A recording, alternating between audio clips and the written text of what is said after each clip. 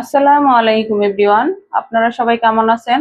আশা করি আল্লাহর অশেষ রহমতে খুব ভালো আছেন। তো আমরা তো কাবাব অনেক খাইছি, আজকে খাবো কাবাব স্প্যাগেটি। তো আজকের রেসিপি কাবাব স্প্যাগেটি। এর জন্য এইখানে আমি 400 গ্রাম মুরগির মাংসের কিমা নিয়ে নিছি, এটা আমি বাসায় বানাই নিছি। তো এখন প্রথমে একে একে এই কিমার মধ্যে মশলাগুলো দিয়ে দিব। প্রথমে দিব স্বাদ মতো লবণ। আর এই কিমাটা একেবারে মিহি কিমা করে নিছি।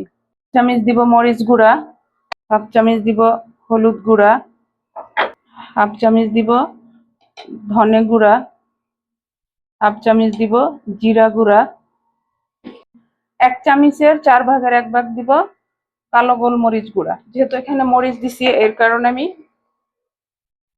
গোলমরিচ গুঁড়াটা একটু কম দিলাম। হাফ চামচ দিব আদা রসুন পেস্ট। এবার দিব এই যে এখানে একটু টমেটো কুচি, একটু পুদিনা পাতা কুচি, একটু ধনে পাতা কুচি, একটু ক্যাপসিকাম কুচি, একটু পেঁয়াজ কুচি আর 2-3টা কাঁচামরিচ কুচি। এখন দিয়ে দিব এখানে সবকিছু। এই যে সবকিছু একসাথে দিয়ে দিলাম। এবার দিব একটা ডিম,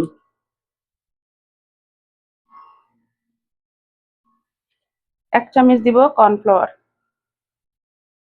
এখন ভালোভাবে সবকিছু একসাথে মেখে নিব। তো আজকের এই রেসিপি প্রথম থেকে শেষ পর্যন্ত দেখার আপনাদের কাছে অনুরোধ রইল। আর আজকের এই কাবাব স্প্যাগেটি খাওয়ার মজা যে কি, বাসায় বানান আর সবার সাথে এনজয় করেন।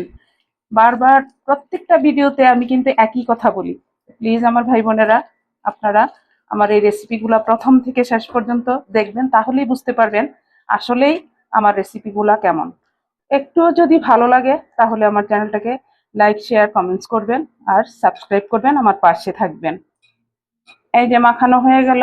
আর এইদিকে আমি একটা ফ্রাই প্যান বসাই দিয়েছি চুলায়, চুলাটাও জ্বালানো আছে। এখন এখানে সামান্য একটু তেল দিয়ে দিব, 1 চামচের মতো। এবার এখান থেকে কয়েকটা স্প্যাগেটি নিয়ে নিব। এই যে নিয়ে এবার এই যে কাবাবটা বানাবো।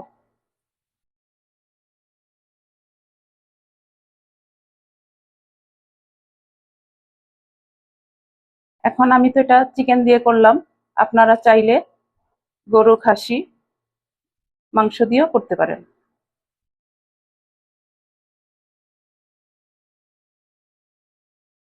একটু পানি হাতে দিয়ে নিই আমি, হাতে পানি দিলে আর হাতে লাগবে না। যখন বানাবেন এইভাবে পানিটা দিয়ে নেবেন।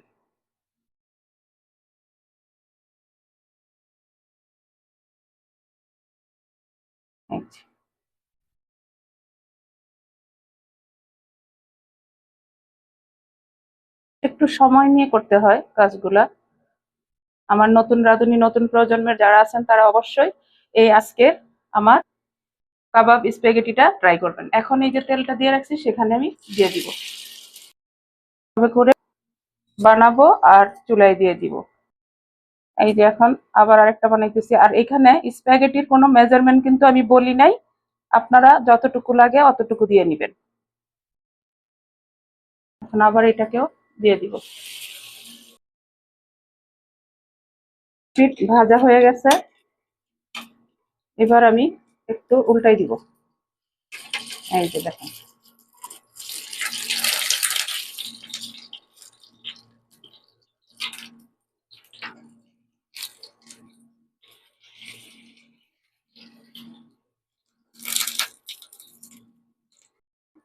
এগুলা হয়ে গেল। এখন এই যে উঠাই নিব। এইরকমই ভাজবেন, এর চেয়ে বেশি ভাজার প্রয়োজন নেই।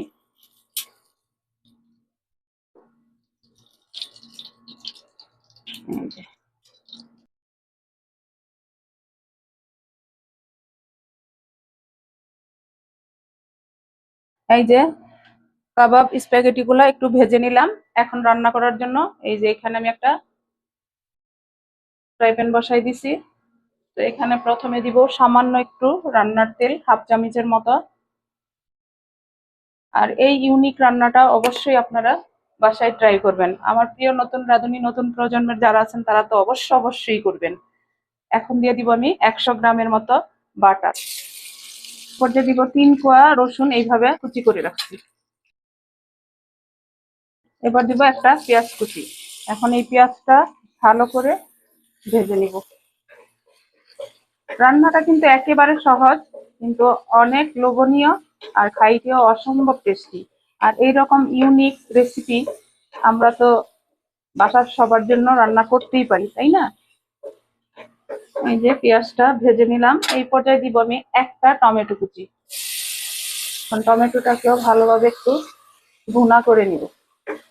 পর্যায়ে দিব স্বাদ মতো লবণ।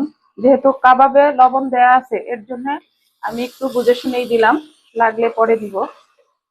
পর্যায়ে ঢাকনাটা দিয়ে দিব। টমেটোটা গলা পর্যন্ত অপেক্ষা করব। আর চুলার আঁচটা আছে মিডিয়াম টু লো এর মাঝামাঝি। 2 মিনিটের মতো ঢাকনাটা দিয়ে আমি টমেটোটাকে একটু গলায় নিলাম। দেখেন মাশাআল্লাহ। বাসায় কোনো গেস্ট আসলে আপনারা অবশ্যই এই কাবাব স্প্যাগেটিটা রান্না করতে চেষ্টা করবেন। খাওয়ার পরে আপনাকে ভাওয়া দিবেই, বলবে যে এত সুন্দর রেসিপি কোথায় পেলেন। এখন এই পর্যায়ে দিয়ে দিব আমি সামান্য একটু পানি।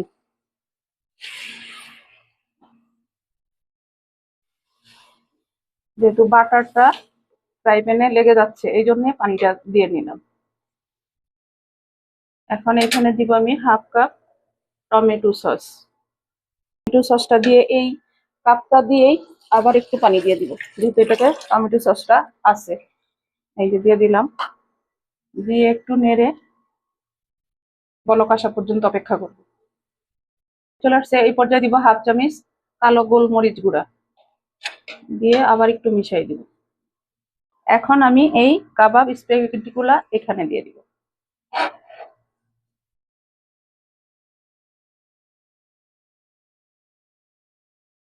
দেখেন একেবারে সহজ না রান্নাটা? কোথাও যাবেন না, একটু দেখে যান যে কি হয়। দিলাম। এখন আমি হাফ কাপ পানি দিয়ে দিব। চুলার আঁচটা হাই ফ্লেমে করে দিব, বলক আসা পর্যন্ত অপেক্ষা করব। এই যে বলক চলে আসছে, দেখেন মাশাআল্লাহ মাশাআল্লাহ, অনেক সুন্দর সেন্টও চলে আসছে। এই যে এখন এই পর্যায়ে আপনারা লবণটা চেক করে নিতে পারেন। এবার ঢেকে আমি 15 মিনিট লো ফ্লেমে রান্না করব। এই যে 15 মিনিট হয়ে গেল, চুলাটা প্রথমে অফ করে দেই। আর এই যে দেখেন মাশাআল্লাহ মাশাআল্লাহ, কাবাব স্প্যাগেটি রান্না হয়ে গেল। চলেন এখন সার্ভ করে নিব। এখন একটা প্লেট নিয়ে নিলাম, সার্ভ করে নিব। এই যে দেখেন এইভাবে, মাশাআল্লাহ মাশাআল্লাহ। আর যখনই এই কাবাব স্প্যাগেটি বানাবেন, আমার মতো এই রকম একটা বড় প্লেটে সাজাবেন, তাহলে দেখতেও লোভনীয় আর খাওয়ার মজা তো বলে বোঝানো যাচ্ছে না। এই যে, আর কাবাব গুলাও সুসিদ্ধ হয়ে গেছে। এই যে দেখেন, দেখতে বলেন তো কেমন মনে হচ্ছে? কিসের মতো লাগতেছে বলেন? স্কুইটের মতো লাগতেছে, তাই না? তো এইভাবে আমি সবগুলা সার্ভ করে নিব। দেখেন মাশাআল্লাহ, ইউনিক কাবাব স্প্যাগেটি। এইরকম কাবাব স্প্যাগেটি থাকলে বাসায় আর কিচ্ছু লাগবে না, শুধু এটা হলেই সবাইকে খুশি করে নিতে পারবেন। তো দেখেন মাশাআল্লাহ মাশাআল্লাহ, দেখতে যেমন সুন্দর, খাইতেও অসম্ভব টেস্টি হয়েছে। তো আমি একটা আপনাদের সাথে শেয়ার করি যে কেমন হইলো।